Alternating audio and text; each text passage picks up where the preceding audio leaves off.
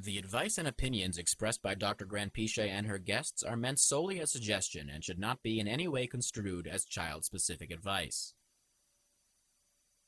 Dr. Doreen Grand-Piché is Dr. Doreen is an expert in autism. Doreen Grand-Piché. Dr. Grand-Piché. Dr. Doreen Grand-Piché. Dr. Doreen Grand-Piché is a visionary in the field of autism. Now you can ask the questions on Ask Dr. Doreen. Dr. Doreen, thank you for all your help over the years. My son is now 8 and doing really well. He is doing so well that this year we're going on a vacation to Disney World. It has been 4 years since we last went on a vacation.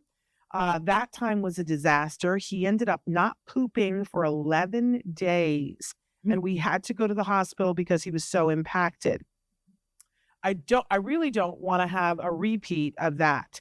I feel like he may just automatically do better this time, but what can I do to help him be successful? Great question.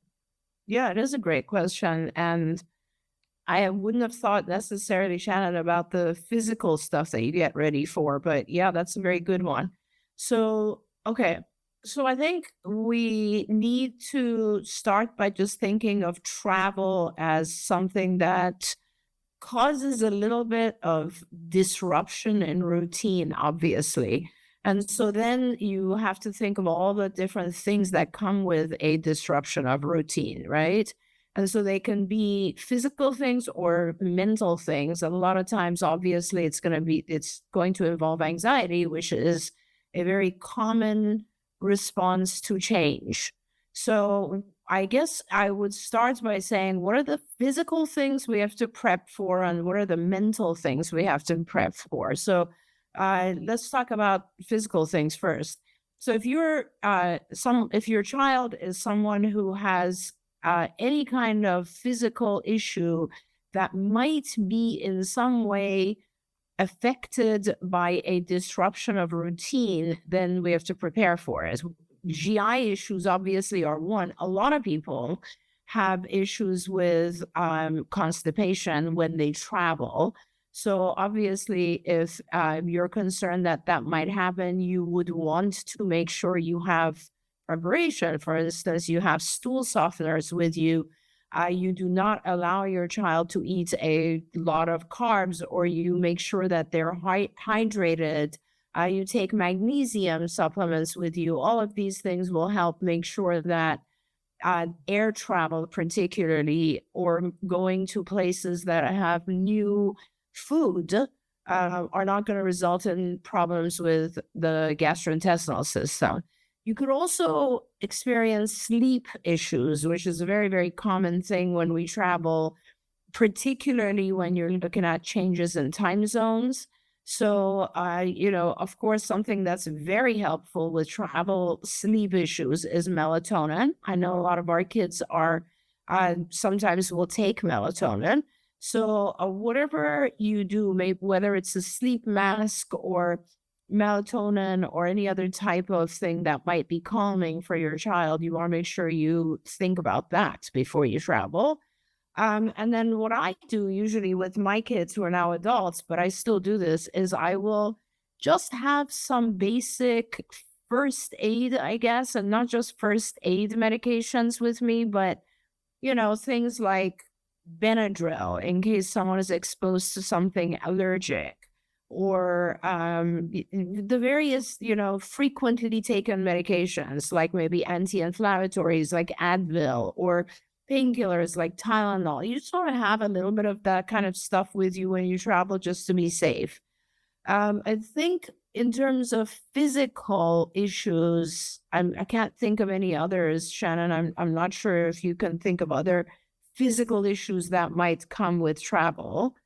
But obviously there are a lot of mental issues that come. And as we all know, our kids have a tendency to depend more on routine.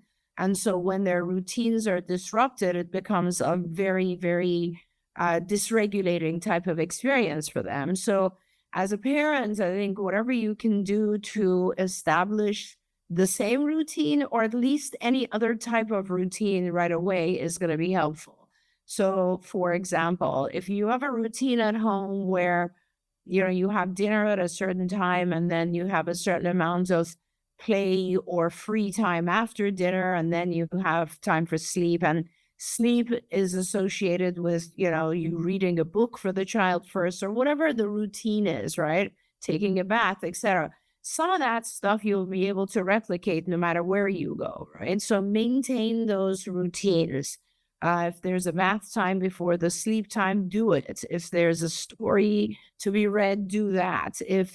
And other things might change. Like, for example, you might not be able to have dinner at home. You'll be going out for dinner. So you want to think of your itinerary, I guess, and think of all the things that are going to be outside the routine, that are slightly new or require a little bit of practice.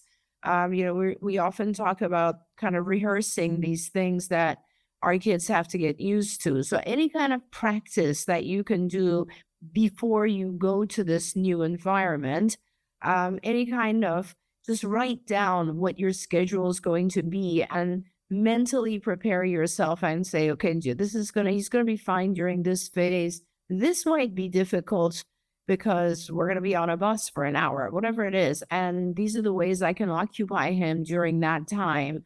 Then the next activity is going to be okay. Then he'll probably become tired and we might not have a place for a nap. So I'll have to make sure we have a quiet space that we can go to a park or something.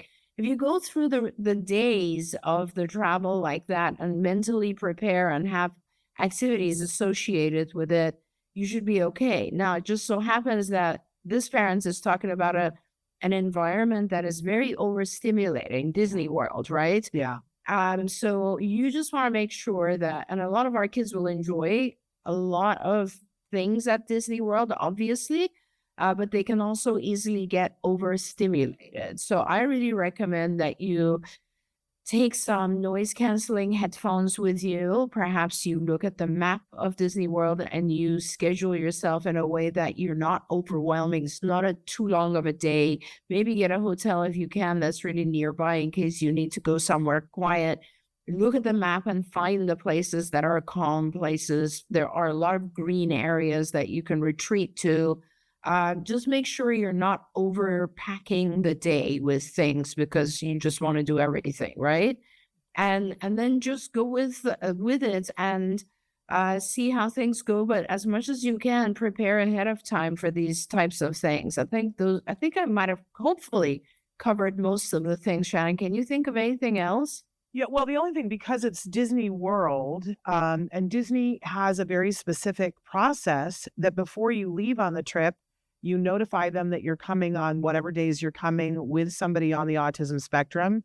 They will make arrangements for you. You'll get a guest assistance pass and they'll walk you through how you do that, which helps with the long lines. But I always love, I don't know if it's the same in Disney World as it is in Disneyland, but in Disneyland, they have something that's called it's Carnation. It's sponsored by Carnation, but it's like the place where you go. It's a very quiet space that it's air conditioned. When my son was little, it was our favorite place to go. It's a place where you can go to nurse or bottle feed or change an infant. And we have gone in there when we needed a quiet space. That's great. If your child has already escalated to the point of a tantrum and is being loud, that might not be the place. It might be too late for that. But if you can take quiet, they'll let you go in and sit and rock your even older child, and as long as it's relatively quiet. So that can be a really good space to just sort of plan that we're going to circle back to. Disneyland and Disney World are huge, but if you look at the map, you can do a land and cycle back to the middle, and that's usually where it is. Don't forget, you can watch Ask Dr. Doreen live every Tuesday morning at 10 a.m. Pacific time. We hope to see you there.